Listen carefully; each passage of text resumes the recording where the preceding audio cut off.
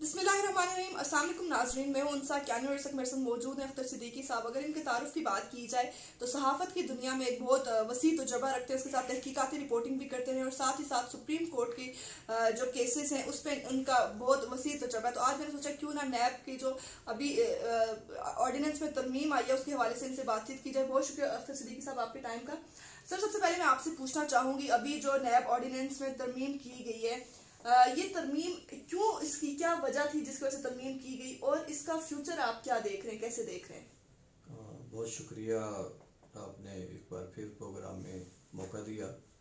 बहुत ही इम्पोर्टेंट ये मामला है नैब तरमीमी ऑर्डिनेंस, और दिलचस्प बात यह है कि इस ऑर्डिनेंस को जारी करने में जहाँ हुकूमत ने अपना किरदार अदा किया है, वहाँ अपोजिशन के बड़े सीनियर रहनुमा भी मुतहर्रिक रहे हैं।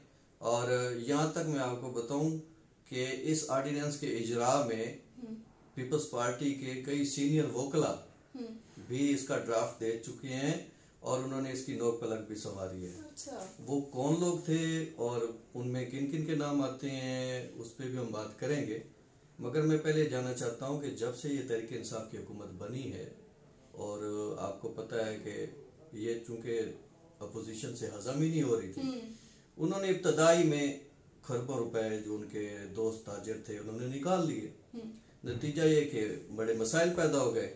दूसरा जो काम इस हुकूमत के खिलाफ एक साजिश के तौर पे किया गया वो ये था कि ब्यूरोक्रेसी जितनी भी थी उनको इस हुकूमत से बरगश्ता कर दिया गया और रही सही कसर जो है चेयरमैन नैब साहब ने पूरी कर दी और उन्होंने बराह रास्त उन्हीं पे ही जो है वो कार्रवाइयाँ डालना शुरू की, तो मामला और ख़राब हो गए। इस दौरान फिर इस नैब तरमीमी ऑर्डिनेंस की तैयारी शुरू हो गई और आप हकीकत आपको बताऊं, इस पे ये कोई ऐसे नहीं बन गया, इस पे कम व बेश 7 से 8 माह का वर्क लगा है।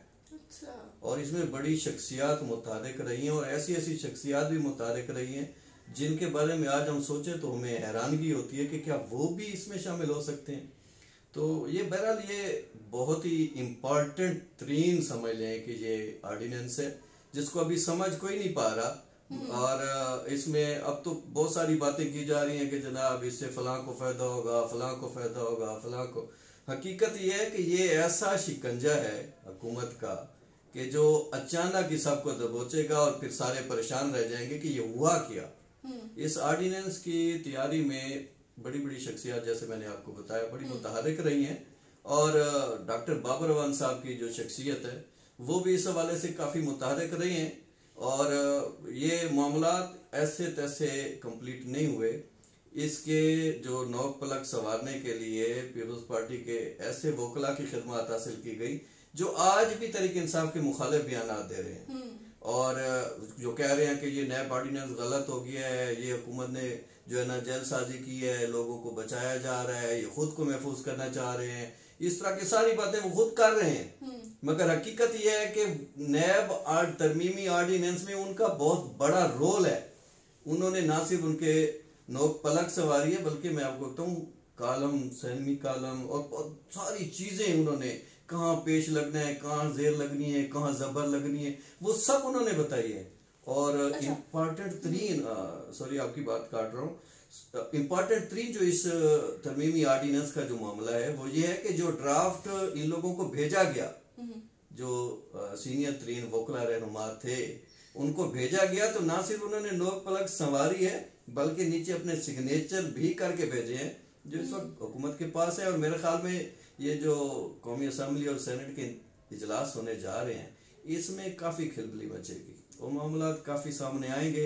इसके लिए अपोजिशन को भी खुद तैयार होना पड़ेगा। अच्छा अख्तर सिद्दीकी साहब, जैसे आपने पहले सवाल के जवाब में बताया कि बहुत सी शख्सियात हैं जो मुतहर्रिक रही इस ऑर्डिनेंस को पास कराने में, सब तरमीम के लिए, तो कुछ मैं आपसे जानना चाहूँगी, कुछ अगर आप शख्सियात के नाम बता दें जिन्होंने वज़ीर आज़म साहब को भी मनाया इस तरमीम के लिए और आखिरकार ये मंजूर हो गया और ये जो है ना ऑर्डिनेंस पास हो गया।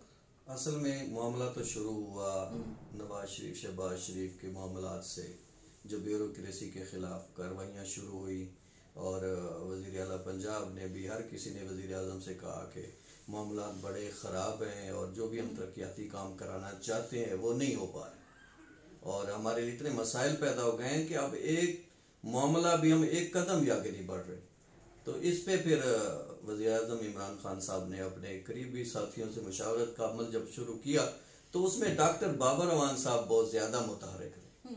और यहाँ तक मैं आपको बताऊँ, उन्होंने कई मुलाकातें की, कुछ मुलाकातें ऑन रिकॉर्ड हैं और कुछ रिकॉर्ड पे नहीं है।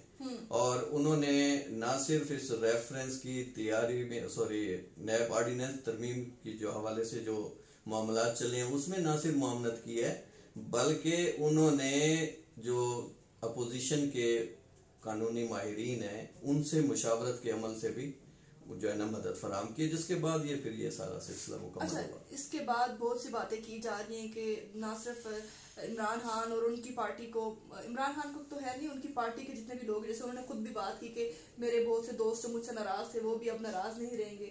तो क्या अपोजिशन जिसमें पीपल्स पार्टी के लोग आ जाते हैं, नून लीग के लोग आ जाते हैं, इन लोगों को भी इससे कोई फायदा होगा या नहीं होगा? फायदा तो पता नहीं अब कहाँ तक किसको हासिल होगा। बहरहाल इस ज़िम्न में इतना ज़रूर बता दूं कि 47 दरखास्तें लाहौर हाई कोर्ट जो है वो फाइल की जा चुकी हैं, जिसमें ज़्यादातर ऐसे नाम हैं और उन्होंने अपने वकला से भी ये रिक्वेस्ट की है कि बराए मेहरबानी हमारी दरखास्तें फिल वक्त डिस्क्लोज ना की जाएं।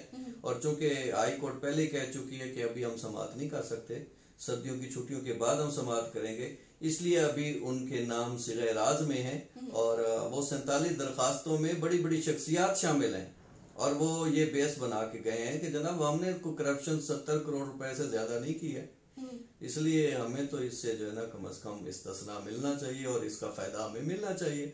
और यहाँ तक कि मुस्लिम लीग नून के एक अहम रहनुमा अपने साथ फैमिली मेंबरान के साथ लाहौर हाई कोर्ट रजू कर लिया उन्होंने। और अब वो क्या कर रहे हैं, वो कहते हैं जी अब हम नैब में पेश नहीं होंगे, अब हम जो है वो उधर ही जाके लाहौर हाई कोर्ट में इस मामले को निपटाएंगे और मामला को खत्म करेंगे। अच्छा, जैसे इस ऑर्डिनेंस में बात की गई कि 50 करोड़ और इससे जायद की जो करप्शन है वो करप्शन है, उससे कम जितनी भी है तो उसको करप्शन नहीं कहा गया, ये बात। तो क्या जितने भी अगर देखा जाए हमारे मुल्क में बिजनेसमैन या जितने भी बड़े लोग हैं उनके लिए तो 50 करोड़ कुछ भी नहीं है, उन्होंने ऑब्वियसली 50 करोड़ से ज्यादा ही करप्शन की होगी, तो क्या फिर वो इससे बच पाएंगे? जहाँ तक मामला सामने नजर आ रहे हैं, असल शिकंजा जो है ना वो सियासी शख्सियात पे अभी भी कायम है। मतलब अभी इसके बाद उन्हें कोई रिलीफ वाली बात ही खत्म होगी, सिर्फ एक काम होगा, जो ब्यूरोक्रेसी है ना वो इससे बच जाएगी। जैसे फवाद हसन फवाद हैं, जैसे बाकी दीगर नाम हैं, वो बच जाएंगे। मगर जो इसके पीछे एलिमेंट खड़े हैं जिनके कहने पे इन्होंने ये सब किया है, जहाँ पेपर और रूल्स की खिलाफ वर्जियां कर रहे हैं, कभी कहीं बात कर रहे हैं, कभी कहीं बात कर रहे हैं, उनको जो है ना वो बचने की शायद ही मोहलत मिल सके। और इस रेफरेंस, इस ऑर्डिनेंस का जो सबसे इम्पोर्टेंट पहलू है वो ये है कि अब कुछ भी जो मामला है वो लोगों से पोशीदा नहीं रहेगा, सब कुछ सामने आ जाएगा। अब शहबाज शरीफ के और नवाज शरीफ साहब के जो असल मामला जो अब तक पसे पर्दा थे और इन ब्यूरोक्रेसी के पीछे छुपे हुए थे, वो अब सामने आ जाएंगे।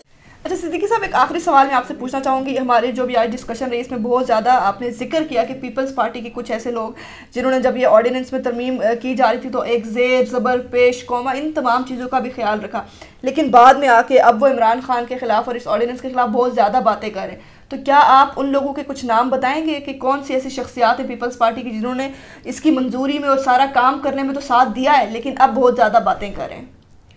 ये तो, और इसके साथ साथ एक और सवाल इसी के साथ मैं जोड़ना चाहूँगी कि अब इस जो ऑर्डिनेंस में तरमीम की गई इसको चैलेंज भी किया जा चुका है, तो इसका अब अदालतों के हवाले से क्या फ्यूचर लगता है? जो इसको चैलेंज किया जा चुका है उस पर क्या कार्रवाई होगी, आगे क्या प्रोसेस किया जाएगा, उसके हवाले से भी थोड़ा बताइएगा। ये बहुत अहम सवाल है आपका। और इसमें ना पीपल्स पार्टी की जो शख्सियात हुकूमत के साथ तावन करती रही हैं उनमें सरदार लतीफ़ खान खोसा साहिब हैं, रज़ा रब्बानी साहिब हैं, इन्होंने इस मामले पे अपनी राय भी दी है और इस ऑर्डिनेंस को समझने के लिए हुकूमत के साथ मुकम्मल तावन किया है। और जहाँ तक बात इसके अदालतों में चैलेंज करने और उनके हवाले से है तो वो 9 दरख्वास्तें अब तक इस तरमीमी ऑर्डिनेंस के ख़िलाफ़ सुप्रीम कोर्ट और हाई कोर्ट में दायर हो चुकी हैं। और ज़ाहिर बात है सुप्रीम कोर्ट ने अपने जुरिस्डिक्शन में देखना है कि आया ये जो जारी किया गया है ऑर्डिनेंस, आया ये बदनीति पे मबनी तो नहीं है या आइन और कानून की किसी शिक से मुतसादिम तो नहीं है। अगर ऐसी सूरत हाल नहीं होती तो फिर दरख्वास्तें खारिज हो जाएंगी। और अगर अदालत ये समझती है कि इसे आम आदमी के हकूक़ मुतासर हुए हैं और ये बुनियादी अहमियत का मामला भी है तो तब जाके इसकी समाअत होगी। बहरहाल ये हाई कोर्ट में तो अभी समाअत होने नहीं जा रही क्योंकि उन्होंने सर्दियों की छुट्टियों के बाद तक के लिए समाअत रखी हुई है, जबकि सुप्रीम कोर्ट किसी भी वक्त इस मामले को समाअत के लिए मुकर्रर कर सकती है और कोई भी फैसला दे सकती है। जी नाज़रीन, आपने देखा अख्तर सिद्दीकी साहब हमारे साथ मौजूद थे जिन्होंने जो नैब ऑर्डिनेंस में तरमीम की गई उसके हवाले से बहुत ही ज़्यादा तफसीली गुफ्तगू की और कुछ ऐसे लोगों के नाम भी सामने लाए जो कि जब ऑर्डिनेंस में तरमीम की बात की जा रही थी साथ थे, लेकिन बाद में वज़ीर आज़म और इस ऑर्डिनेंस के ख़िलाफ़ आके बहुत सी बातें अब कर रहे हैं मीडिया के सामने, लोगों को दिखाने के लिए। पहले तो इसमें साथ दिया लेकिन अब लोगों को दिखाने के लिए, आवाम को बेवकूफ़ बनाने के लिए आके इसके अगेंस्ट बातें की जा रही। बहुत शुक्रिया अख्तर सिद्दीकी साहब, आपने टाइम दिया। Thank you so much.